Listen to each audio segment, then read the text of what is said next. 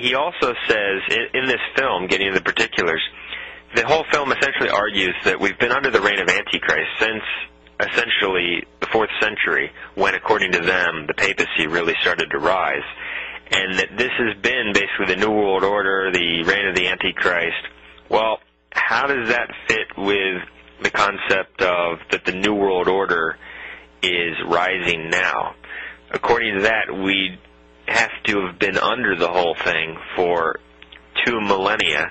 And also, it's contrary to the fact that we really see the rise of the New World Order structure with the League of Nations and the United Nations in the 20th century, and that coincided with and basically came just after the fall of the Catholic monarchy and the fall of the Old World, which was the Catholic Roman Empire.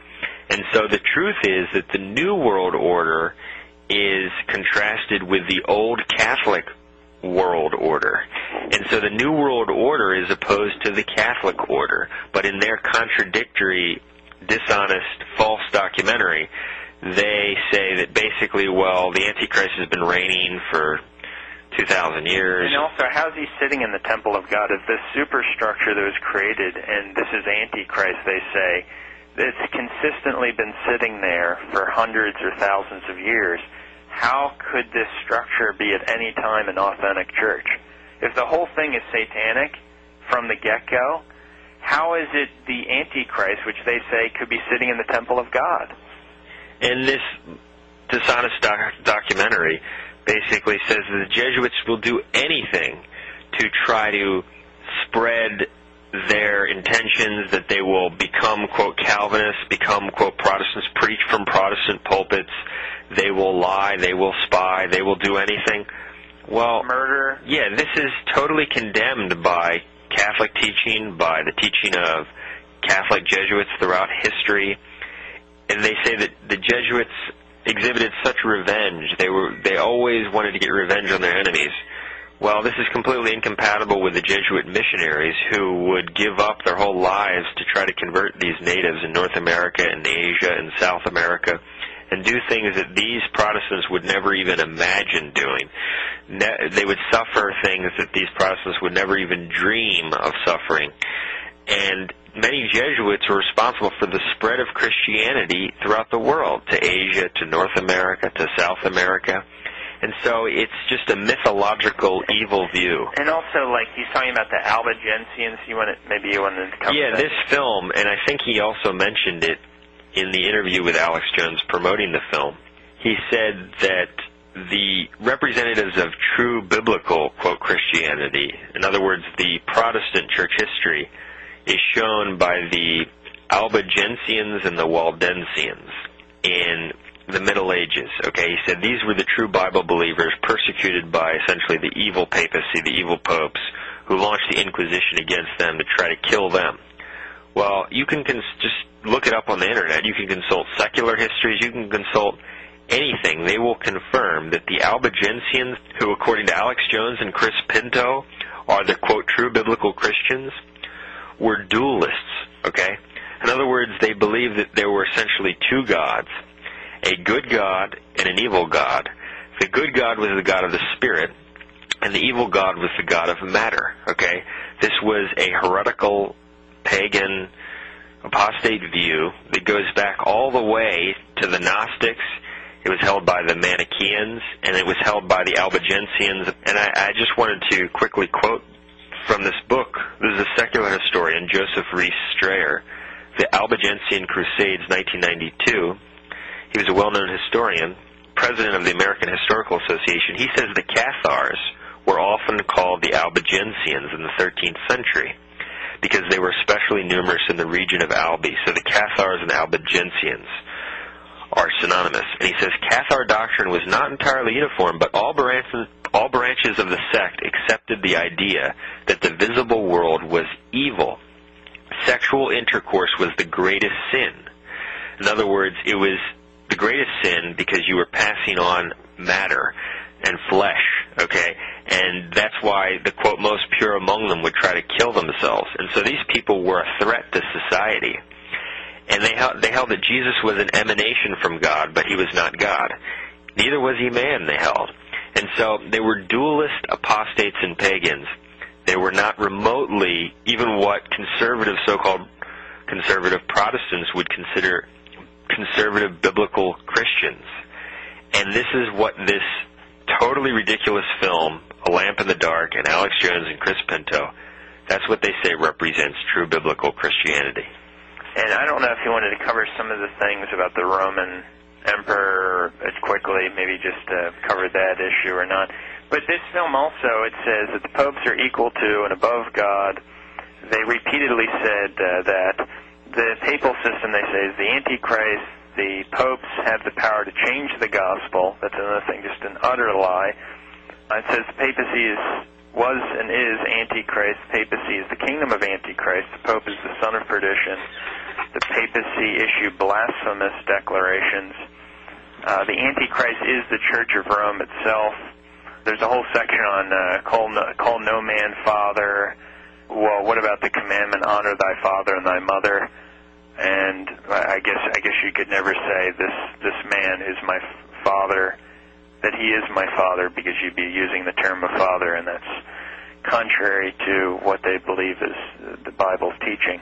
And then they have other amazing quotes here. They quote, this isn't actually a real pope, this is a fake quote. Pope saying, quote, "Wherefore no marvel, if it may be in my power to dispense with all things, yea, with the precepts of Christ," just an utter lie. The popes were even called, quote, "our Lord God the Pope." I mean, what a joke. The Lateran Council, addressing the Pope, they said that the ones addressing the Pope said, quote, "Thou art another God on earth." Here's another fake quote, they say, from Pope Nicholas, a fraudulent quote from a Protestant anti-Catholic book. This is really authentic material. Quote, "I am in all and above all, so that God himself and I, the vicar of God, hath both one consistory, and I am able to do almost all that God can do.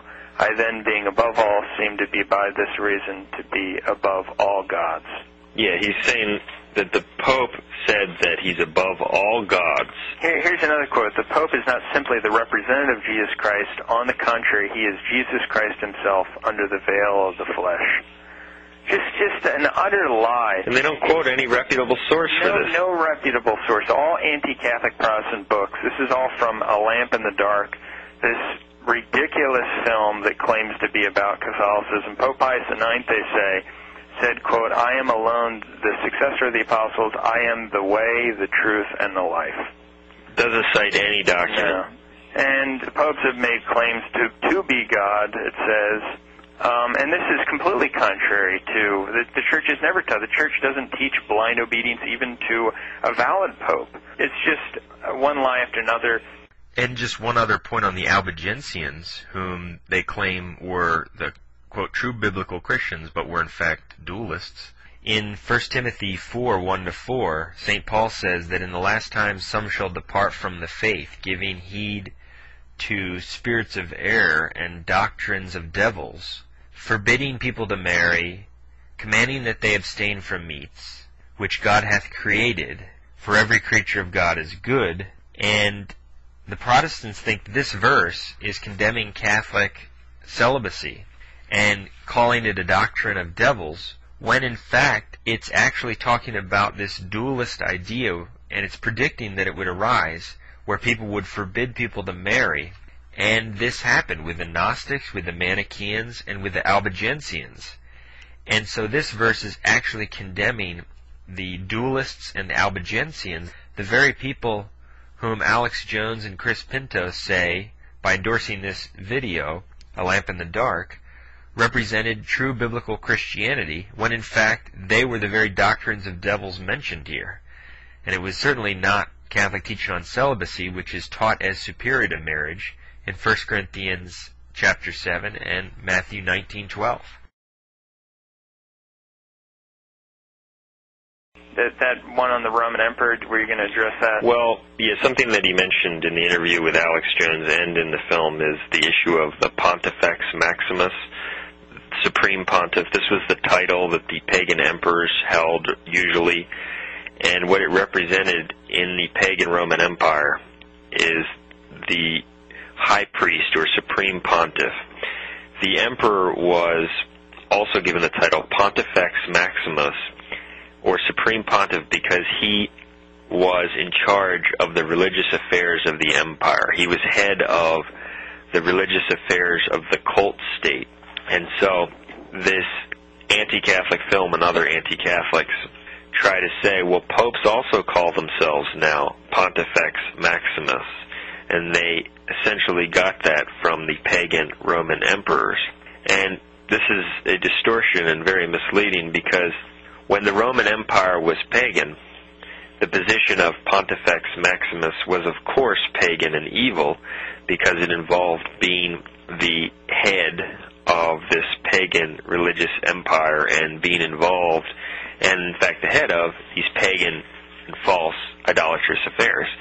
And in fact, even when the empire first converted and Constantine basically declared Christianity this official religion or the favored religion, then he still actually held the title Pontifex Maximus, and in the laws of the empire was in charge of the pagan cult.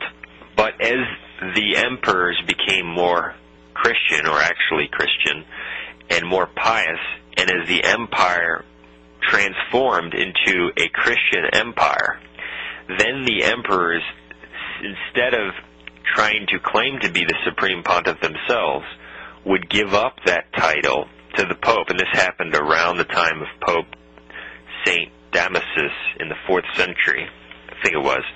And so they recognized that, well, the head of the true church should hold the title of Pontifex Maximus, which in the context of a Christian empire was legitimate, because now when the popes were given that title, it represented being in charge of the true church. It represented being in charge of the religious affairs of the Christian empire.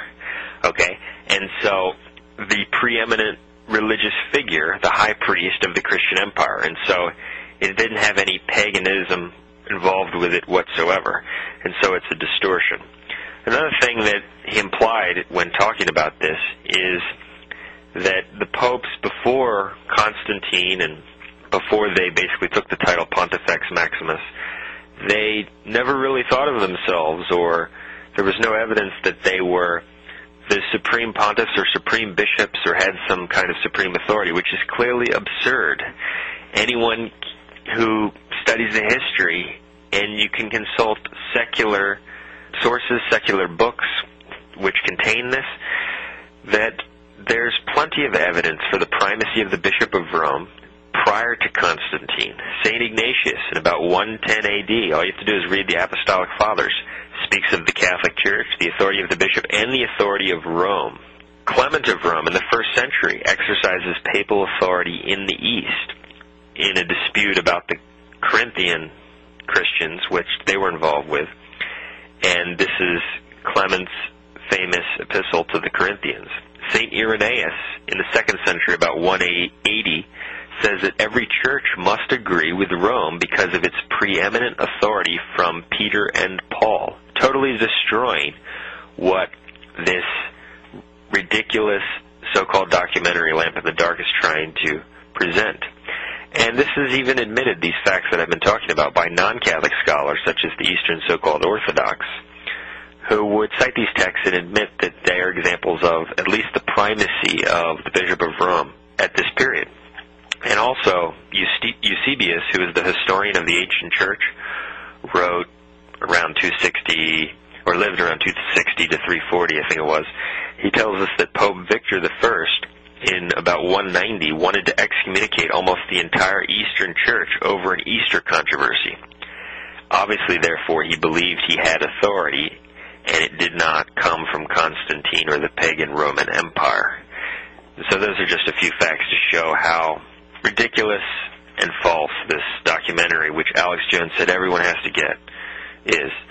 And also, just going back, some of the people said, well, like Christmas and Easter, they were on days that the pagans celebrated, their high days, and simply the church took over those days that were celebrated by the pagans, and we're now going to have the people worship the true God on those days, and so it was a conquering of the pagan days and replacing those pagan days with the true holy days of God on those particular days. So it was a taking over of those days. And there's actually an important point on that issue that you just brought up, and that's that basically what happened is that the kingdom of Christ, the church of Christ, took over the pagan empire for Christ. And this is actually prophesied in the book of Daniel.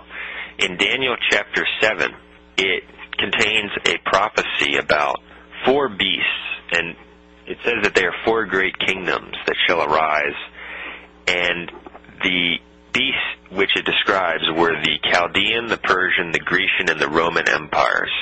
Okay, the Roman Empire, which was greater than all of these others, was the 4th beast. And it says that it will be greater than these others, trampling upon and consuming the rest. And it says, and this is very interesting, that at the time of the 4th beast, the 4th kingdom, the Roman Empire, the saints shall take the kingdom.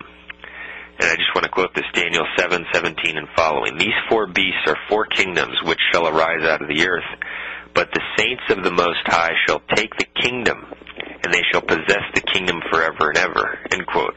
And so you have a prophecy here in Daniel about the saints of God taking over the 4th beast or kingdom for God, for themselves. And that's what we saw with the takeover of the Roman Empire, and it became the Holy Roman Empire, the Christian Empire. That's why St. Paul, basically, when he preached his gospel, he traveled on Roman roads, and that became, eventually, many years later, obviously, the Holy Roman Empire. And that's also why God providentially wanted the primacy to be established and set up in Rome, the original capital of the empire, so that it would represent essentially the center of the empire which he would take over for himself. A true world kingdom of God on earth. Yeah, and so it would represent the city which it wasn't there because that city had the temporal authority, but to show that the spiritual authority is universal. That's the city he chose for the primacy of St. Peter. Any other points you wanted to cover on the thing? Might as well cover them. Okay, well, he talks about the Illuminati as if the church was in cahoots with the Illuminati. Well, Pope Pius VI condemned the Illuminati in 1785. You were saying earlier that the church issued countless documents. Yeah, over 200 documents that condemn Freemasonry. And Alex Jones actually asked him, I think, about that. This guy, Chris Pinto, or something about that. Yeah. And Pinto said, well, it's complex. Yeah, that's the attempted explanation. Order out of chaos. That was part of his answer. Order out of chaos. Oh, whenever you're confronted with something that totally blows away your thesis, it's just, well, there are different theories. Order out of chaos. But some of the other things in the film, they're saying that the non-Catholics are to be united back with Rome by whatever means necessary. And they say historically Jesuits are known for assassinations, deceptions. Jesuit order, they say, merited eternal damnation on earth and in hell. The Jesuits killed Lincoln. The Jesuits are the Gestapo of the Roman Catholic Church.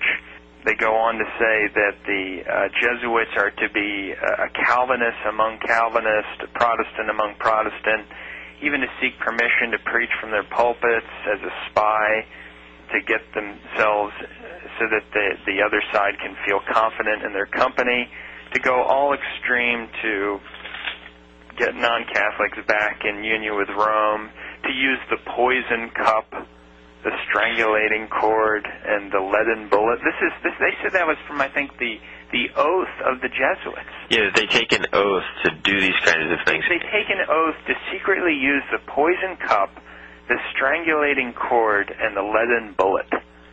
How absurd, stupid, ridiculous, and what a lie. It's just hateful, ridiculous, diabolical nonsense.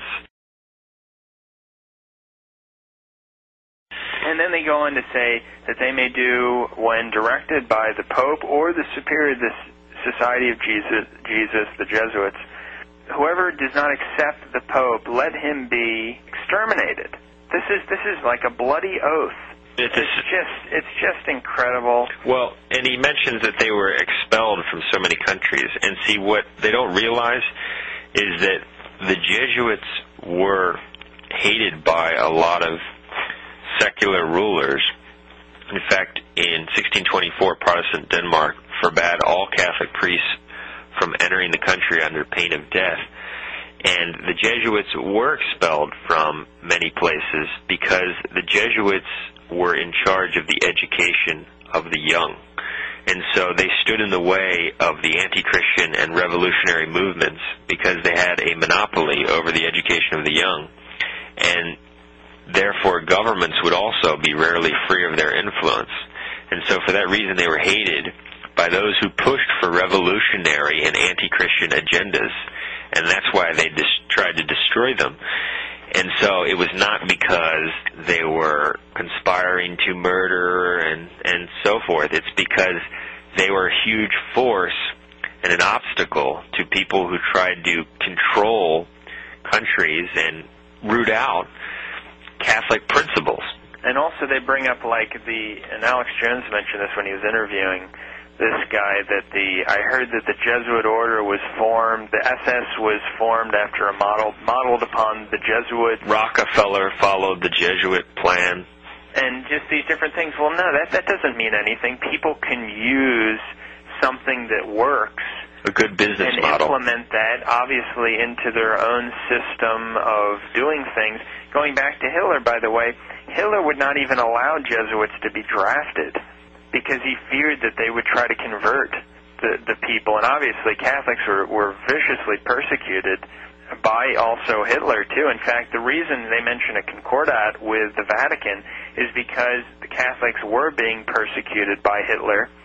And so the Lutherans even had an agreement set up, and so he's blaming Catholicism for that. In fact, Hitler was not, even though some people may claim that he was born a Catholic, he left the Catholic Church early on, at an early age, and he never attended the Mass or received the sacraments after a very young age.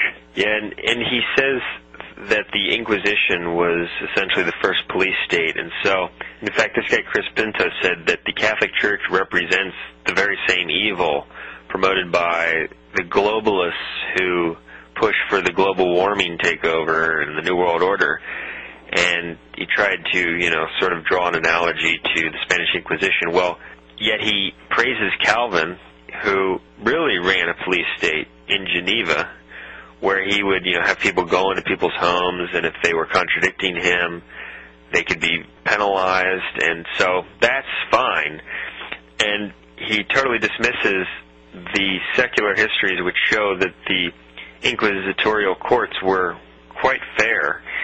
They did have some, obviously, abuses, but on the whole, they were quite fair, and not merely as many people were killed as people say. And most of it was, there were people that were claiming to be Catholic that were holding heretical. Well, they only had jurisdiction over the baptized. And he also said that there were no boundaries for the Inquisition, sort of they were this roaming police force that could just go into any country. Well, that's not true. The Spanish Inquisition, for instance, only had jurisdiction in Spain. And this, it's just one of tons of theirs. They have this, they say in the film, the Jesuit superior said, quote, "Then the Bible, with head erect and eyes flaming, threatens us with its venom. As soon as this cruel asp, with what fangs it gnaws us." Yeah, the Bible. Speaking of the Bible, yeah, and then they say that Rome has persecuted and killed the saints for reading the Bible for more than 1,000 years.